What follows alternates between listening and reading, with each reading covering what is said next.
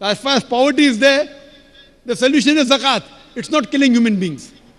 Now, second reason may be, I'm rich, I've got money, but I want to make my son a doctor.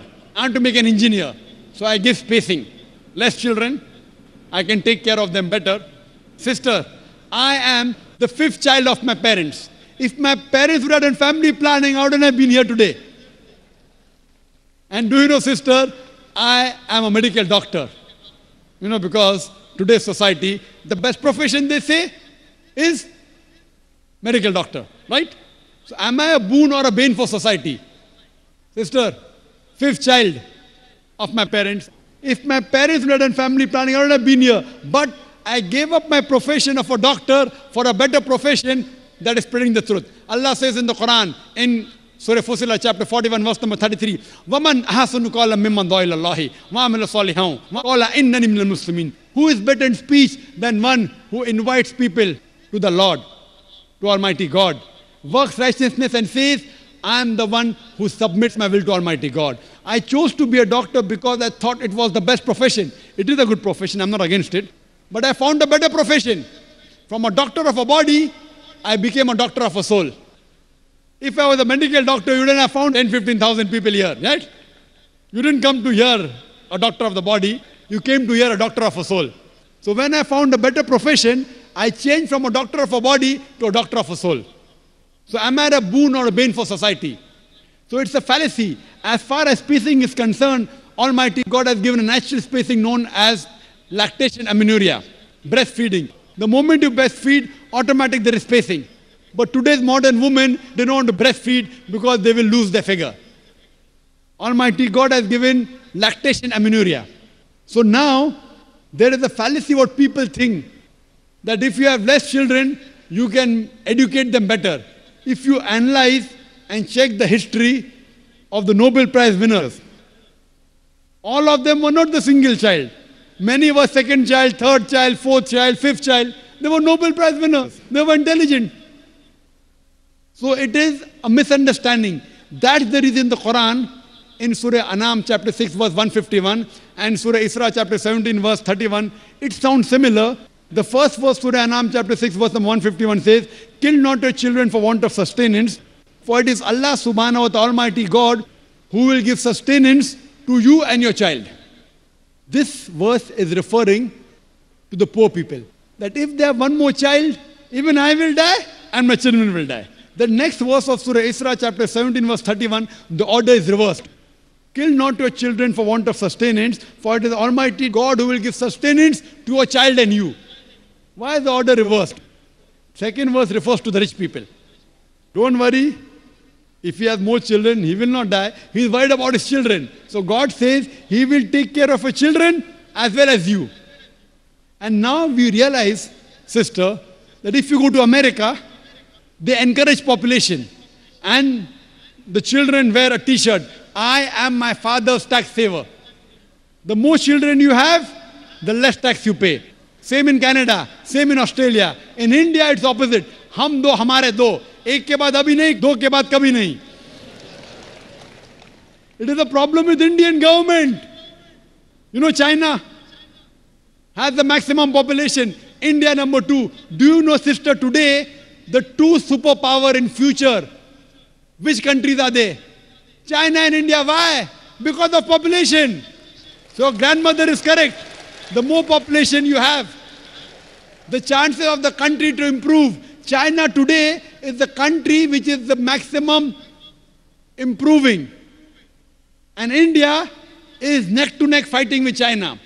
So the difference of opinion, who will be superpower in the next 20 years? Some say India, some say China. Why? America is nowhere. Australia is nowhere. Canada is nowhere. So sister, population is a boon. It's not a bane. You should know how to utilize it. We don't know how to utilize it. What we have to tell the government, you change your laws to utilize the man force, to utilize the population. So your grandmother was correct. That the more children you have, she will also be better. And there's a third category, sister. They aren't poor. They aren't bothered about less children.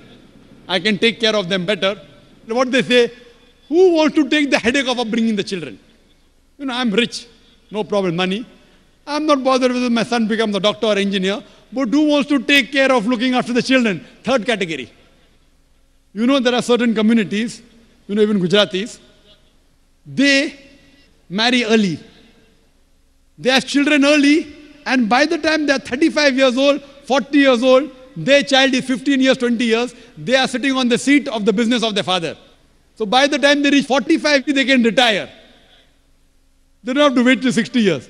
Marry early, have children, children take care of the business, and they relax early. So even the third category, if they want to enjoy life, it is better they marry early, they have children, they take care of the business, they'll enjoy life better. So that's the reason, as far as planning is concerned, Allah says in Surah Al-Imran, chapter number 3, verse number 54, Makru makrallahu wallahu khairul makirin. They planned and plotted. Allah too planned. Allah is the best of planners. So if you feel Almighty God can plan your family better, leave it to Almighty God. If you can think you can do better, the choice is yours. I believe in Almighty God, I let Him plan my family. And that's the reason I'm here. Now coming to your second question. In Islam, men marry 4 times, 5 times, and they don't ask permission from the first 5. Why? As far as polygyny is concerned, a man having more than one wife, Islam is the only religion, and Quran is the only religious scripture on the face of the earth which says marry only one. There is no religious scripture besides the Quran. I'm a student of comparative religion, which says marry only one. There is no verse in the Bible, no verse in the Bhagavad Gita, no verse in the Veda which says marry only one except the Quran. If you read the Hindu scriptures in Ramayana, the father of Sri Ram, how many wives did he have? How many wives? More than one? More than one. 3 wives. Fine. Shri Krishna, according to Mahabharata, how many wives he had? Unlimited. Not unlimited. You don't know your scripture well. No. Did he have 4 wives? No. I have no idea. Not 4, not 100, not 1,000, 16,108 wives. How many wives he had? 16,108. So why can't we Muslims have 4? What's the problem? When Shri Krishna can have 16,108 wives, why can't we have 4? Further, if you read the Vishnu Purana, chapter number 24, verse number 1, it says a Brahmin can have up to 4 wives. If you read the Jewish scriptures, it gives you permission to have as many wives as you wish. If you read the Christian Bible, it gives you permission to have as many wives as you wish. If you read the Bible, Abraham had 3 wives. Solomon, how many wives he had? He had 700 wives. It is later on, the church has put a ban that Christians should marry only one, not the Bible. It is the Jewish community married more than one wife. It was in 1950 that chief rabbi passed a synod that Jews should marry only one. So it is the rabbi, not the Jewish scriptures. And according to Hindu scriptures, you can marry as many as you wish. It is the Indian government in 1954 passed a law called the Hindu Special Marriage Act. Hindu Special Marriage Act, which says Hindu should marry only one. It is not the religious scripture. It is not Bhagavad Gita. It is not Ramayana. It is not Mahabharata. It is not Veda. It is the Indian Penal Code. The Indian government, which has passed a law in 1954 that Hindus should marry only one. But according to the statistics of the status of the women in Islam, if you read the government documents on page number 66-67, it says that Muslims do polygamous marriages. You know what is the percentage in India? 4.3%. How much? In India, 4.3% of the Muslim men do polygamous marriages. A statistic between 1951 to 1961. Hindus, how many? 5.06. 0.7% more than the Muslims in India. According to the Indian government, even though it is prohibited according to the Indian law, yet they do more polygamous marriages than the Muslims. Why? Now, let's analyze what does the Quran say. Quran says in Surah Nisa chapter 4 verse number 3, marry women of your choice in 2s, 3s or 4s. But if you can't do justice, marry only one. This statement, marry only one, is only given in the Quran and no other religious scripture. It says, marry women of your choice in 2s, 3s or 4s. But if you can't do justice, marry only one. So if you want to marry more than one woman, one of the criteria of the Quran is you should do justice. If you can't do justice, you should marry only one. Now, what are the reasons, logical reasons a person can think that why has Islam permitted certain men to have more than one wife? Many non-Muslims think it is fard, it is compulsory for a Muslim man to have more than one woman, to have more than one wife. It's not compulsory, it's optional. It's not fard, it's not compulsory. How many Muslim men do you know who have more than one wife? How many do you know, sister? How many do you know? A few. How many? A few again. You means 1, 2, 3, how many? Yeah, at least about 3. About 3. Have you heard of Dharminder? Yeah. How many wives he has? 2. Muslim or non-Muslim? Non-Muslim. Non-Muslim. Your previous chief minister, what's the name? Jayalalitha. Yes. Hindu or Muslim?